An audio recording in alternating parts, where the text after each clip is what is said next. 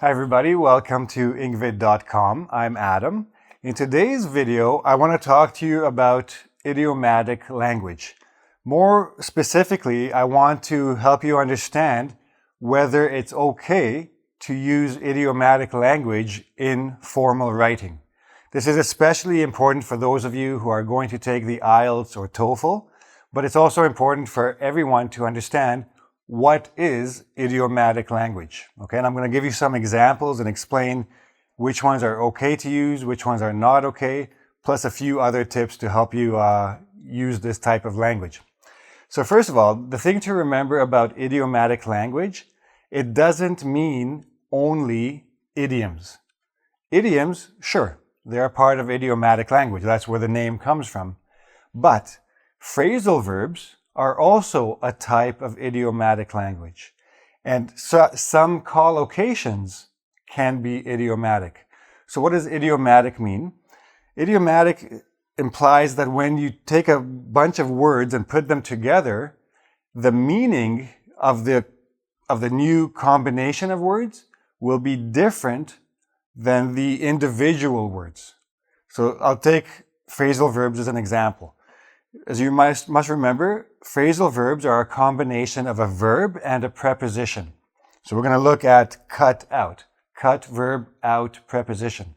Now, cut out can have a literal meaning, meaning like you cut with scissors something out of a newspaper. That's exactly. Cut with scissors out of the newspaper. It's very literal. It's exactly what the two individual words mean. But if I say to someone, cut it out, cut out the noise, it means stop. But you will never get stop from the two words cut and out. So this is now a figurative meaning, right? It's something that is completely different, like the combination is completely different than the two individual words.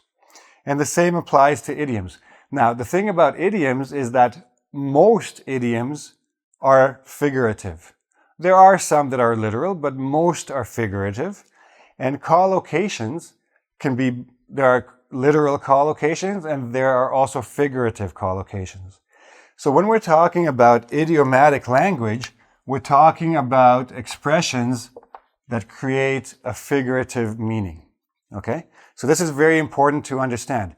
And again, for those of you who are taking the IELTS or TOEFL and you're doing the writing section, they want to see idiomatic language.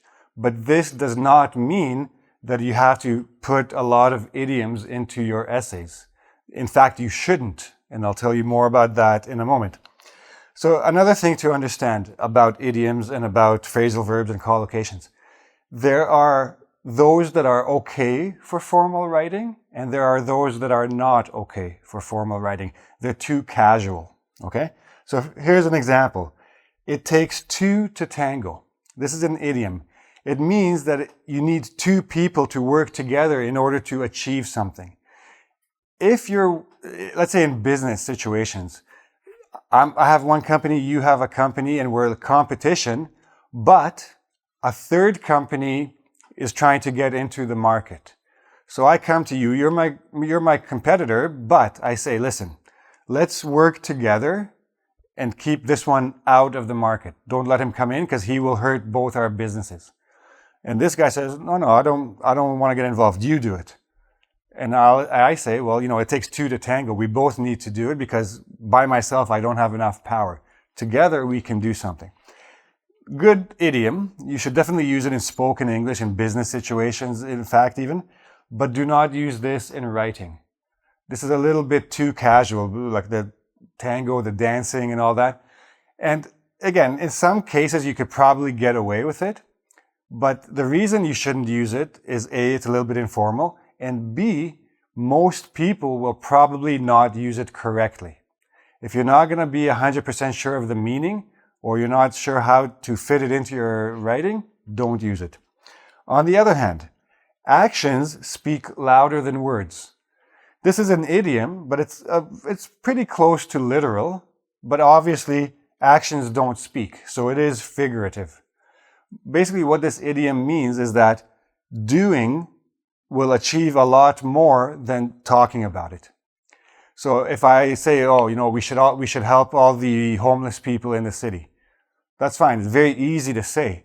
But if I go down to the homeless shelter and I help and I serve food to the people, or I bring sleeping bags for them, or I do anything, then I'm actually helping, right? So my actions are much stronger than just saying I'm going to do it.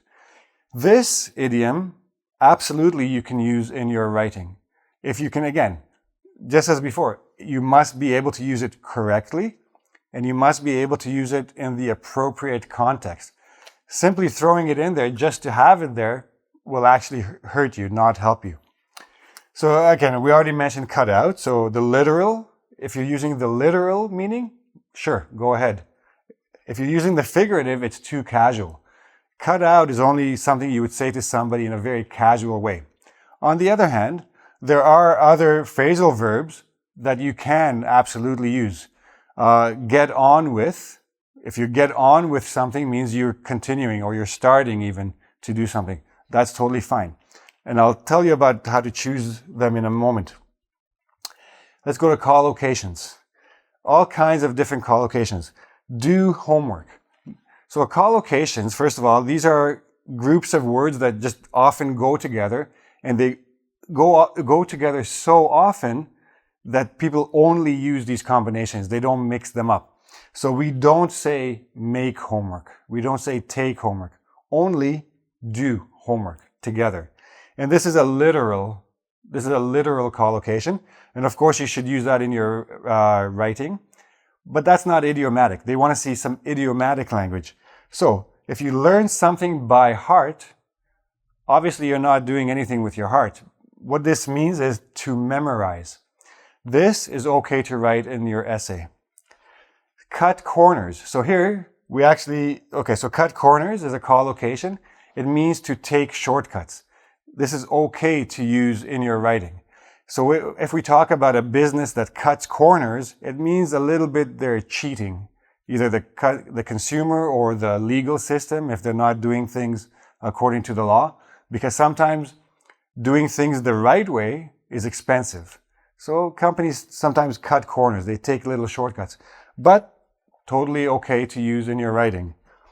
To play devil's advocate. This is both an idiom or a collocation because we often use devil's advocate by itself as well. This is a figurative one. To play devil's advocate means to propose the opposite opinion. Not because I believe it, I just want to see what the argument would be like. So you say you believe in something, I agree, I believe the same thing. So if we both agree, there's nothing to talk about. So I will play devil's advocate and we can have a discussion and see how this would work. Also, okay to use in an essay, very, very carefully. So now, I'm sure the first question on your mind is, well, how do I know what is a casual phrasal verb and how do I know what is a formal phrasal verb that I can use? Firstly, either somebody has to tell you or just do a lot of reading and think about what you're reading.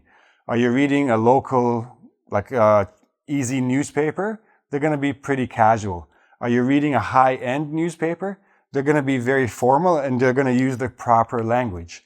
Read textbooks in university or high school. They're going to use more formal language. Read a lot of things and pay attention to these things. Now, I wish I could give you a different answer that there's, like a list somewhere. Oh, here are all the casual ones. Here are all the formal ones. There isn't. You just have to do a lot of reading and you can ask people which are okay to use and which are not. But, and I'm going to go back now to IELTS and TOEFL students. If you're going to use idioms or any of this idiomatic language, use so sparingly. That means very, very, very little. If you have 3 idioms in your essay, that's way too many. 2 is already a little bit pushing it. 3, you're in trouble. You're going to lose points. Have 1 idiom, 1 good phrasal verb, 1 collocation, you'll get a higher score. Try to force things in there, your score will actually go down. 1. 2. be 110% sure that A, you know the meaning of the idiom you're about to use, B, it fits with the rest, with the sentence before, the sentence after. Basically, it fits the context. And C, make sure that you got all the words exactly correct. I've seen people trying to use idioms and they have the right idea. They understood the meaning, but they missed a word or two. Idioms are idioms because of the combination of words. You can't change the combinations. If you change the combination, you're changing the idiom and it becomes nothing. And on the IELTS and TOEFL, you will lose points for that. Okay? So that's basically it. Practice, practice, practice, because that's the only way you're going to know what is casual and what is not, and you're going to be able to use them correctly.